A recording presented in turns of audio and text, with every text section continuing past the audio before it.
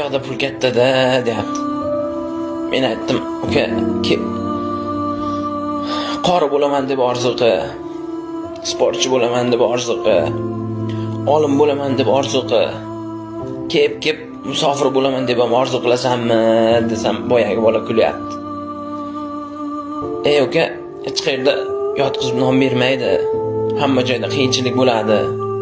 Pulni supurib olmaysan. Hamma joyda xo'roz bir xil qichqiradi. Har yerni qilma orzu, har yerda bor tosh tarozi desam, boyagi bola men baribir ketaman deyapti. Shu non olib kelish bilan uyga non topib kelish juda katta farqi bordi. Shu yoshligida non olib kelish uchun do'konga chiqqan bolalar hozir katta bo'lib non topib kelish uchun musofir yurtga ketyapti-da. Bir akaga savol berdim, ancha yildan beri musofirda yurar ekan. Qancha yildan beri musofirda yurasiz aka desam, boyagi aka 20 yildan beri borib kelib yuraman deyapti.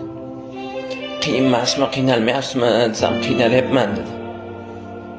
Qiynalayotgan bo'lsangiz uyga qayting, o'limdan qo'rqmaysizmi deb savol berdim.